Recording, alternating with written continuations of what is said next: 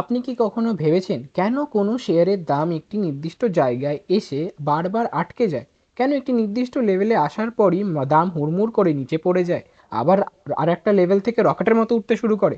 এর পিছনে ম্যাজিকটি হলো সাপোর্ট এবং রেজিস্ট্যান্স। আগের ভিডিওতে আমরা ক্যান্ডেলস্টিক প্যাটার্ন শিখেছিলাম, কিন্তু প্রফেশনাল ট্রেডাররা জানে যে সঠিক সাপোর্ট আর রেজিস্ট্যান্স ছাড়া ক্যান্ডেলস্টিক প্যাটার্ন পুরোপুরি কাজ করে না। আজকে আমরা একদম সহজ ভাষায় শিখব সাপোর্ট ও রেজিস্ট্যান্স কী, এবং চার্টে এগুলি কীভাবে নিখুঁতভাবে আঁকতে হয়, এবং এগুলি ব্যবহার করে আপনিও কিভাবে প্রফিটেবল ট্রেড নিতে পারেন। তাই ভিডিওটি স্কিপ না করে শেষ পর্যন্ত দেখতে থাকুন। এবং রেজিস্ট্যান্স আসলে কি? সাপোর্টকে আপনি আপনার ঘরের মেঝের সাথে তুলনা করতে পারেন। মার্কেট যখন নিচে নামতে থাকে তখন যে লেভেলে এসে ক্রেতা ভাবে দাম খুব সস্তা হয়ে গেছে এবং প্রচুর কেনা শুরু করে, সেটিই হলো সাপোর্ট। এখানে এসে মার্কেট পতন থেমে যায় এবং দামের আবার গতি বাড়তে শুরু করে। চার্টে কিভাবে নিখুঁতভাবে সাপোর্ট ও রেজিস্ট্যান্স আঁকবেন?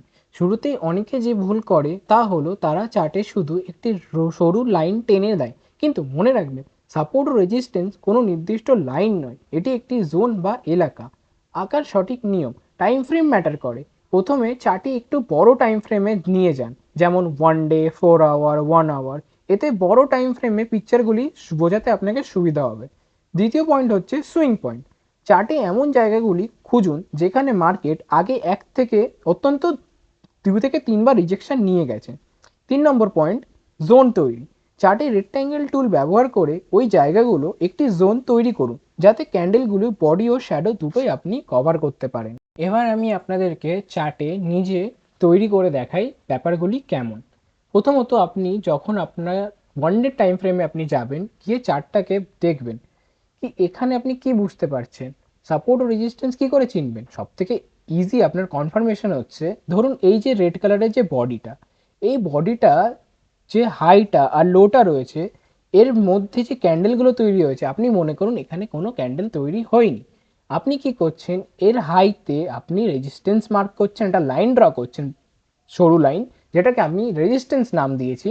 আর নিচে যে লাইনটা রয়েছে সেটাকে আমি সাপোর্ট নাম দিয়েছি। এবার আপনি বুঝুন যে ক্যান্ডেলগুলো এবার তৈরি হয়েছে, সেইগুলি কিন্তু এর মধ্যেই রয়েছে এবং এই লাইন থেকেই কিন্তু রিজেকশন নিচ্ছে।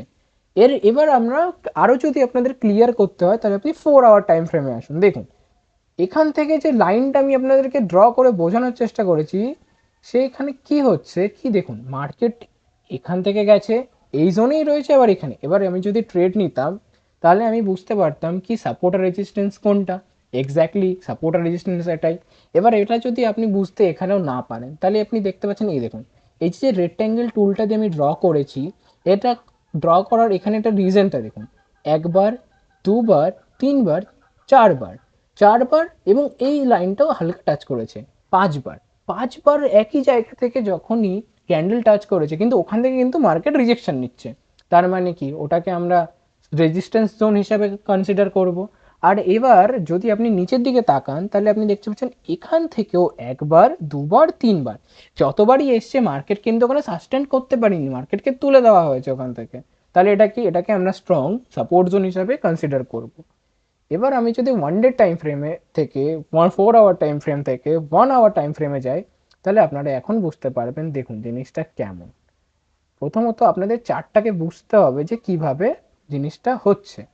এবার আপনি প্রপার দেখতে পাচ্ছেন, এখান থেকে মার্কেট রিজেকশন নিয়েছে, এখান থেকে মার্কেট উঠেছে, যে রিজেকশন নিয়েছে, নেমেছে, আবার উঠেছে, আবার রিজেকশন নিয়েছে, এখান থেকে সাপোর্ট নেওয়ার পর মার্কেট কিন্তু আবার উঠেছে। কিন্তু দেখুন এই যে লেভেলটা যেটা আমি আপনাদেরকে বোঝালাম, এখান থেকে মার্কেট আবার রিজেকশন নিয়েছে।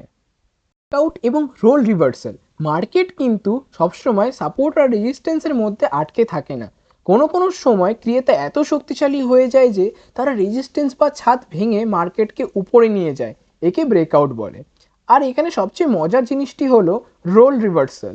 যখন কোনো রেজিস্ট্যান্স একবার ভেঙে যায়, তখন সেই পুরনো ছাদটাই মার্কেটের জন্য নতুন মেঝে বা সাপোর্ট জোন হিসাবে তৈরি হয়ে যায়। আমি আপনাদেরকে কিছুটা বুঝিয়ে দিই। একটা জিনিস আপনারা দেখতেই পাচ্ছেন, নিচের যে রেক্ট্যাঙ্গেল লাইনগুলো ড্র করা টুলটার, এখানে দেখুন আপনারা স্ট্রং দেখতে পাচ্ছেন, এটা কিন্তু স্ট্রং সাপোর্ট, এখানেও সাপোর্ট রয়েছে, এখানেও একটি সাপোর্ট আছে, এখানেও একটি সাপোর্ট। এটা কিন্তু একটা স্ট্রং সাপোর্ট জোন আপনি আইডেন্টিফাই করতে পেরেছেন। এবার আপনি যদি নোটিস করেন, এখানে একটা রেজিস্ট্যান্স আছে, এখানেও একটা রেজিস্ট্যান্স আছে, কিন্তু মার্কেট কিন্তু এইগুলোকে এতটাই বায়াররা এতটাই স্ট্রং হয়ে গেছিল বা কনফার্মেশন দিয়েছিল, যার জন্য মার্কেট এখান থেকে উপরে উঠে যায় এবং এই জোনগুলোকে না ভেঙে দেয়। এটাকেই আমরা বলবো ব্রেকআউট।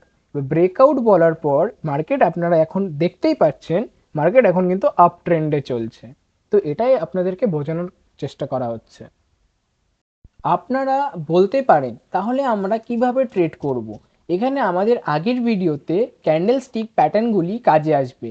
বাই সিগন্যাল, মার্কেট যখন আপনার ড্র করা সাপোর্ট জোনে আসবে তখন সাথে সাথে কিনবেন না, অপেক্ষা করুন একটি বুলিশ ক্যান্ডেলের জন্য, যেমন হ্যামার, বুলিশ অ্যাঙ্গেলফিন। কনফার্মেশন পেলেই ট্রেড নিন এবং সাপোর্টের ঠিক নিচে আপনার স্টপ লস রাখুন। দ্বিতীয় পয়েন্ট, সেল সিগন্যাল। মার্কেট যখন রেজিস্ট্যান্স জোনে আসবে তখন যদি শুটিং স্টার বা ব্যারিশ অ্যাঙ্গেল ফিন তৈরি হয় তাহলেই আপনি সেল সাইডে এন্ট্রি নিন। মনে রাখবেন, স্টপ লস ছাড়া ট্রেড করা আর ব্রেক ছাড়া গাড়ি চালানো একই কথা। বন্ধুরা, আশা করি সাপোর্ট রেজিস্ট্যান্স নিয়ে আপনাদের সব কনফিউশন দূর হয়েছে। এরপর আপনারা কোনো ইন্ডিকেটর নিয়ে ভিডিও চান তাহলে কমেন্টে অবশ্যই জানিয়ে যাবেন। ভিডিওটি কাজের মনে হলে অবশ্যই লাইক করে সাবস্ক্রাইব করতে ভুলবেন না আর আমাদের ট্রেডিং কমিউনিটির সাথে যুক্ত হন। ধন্যবাদ।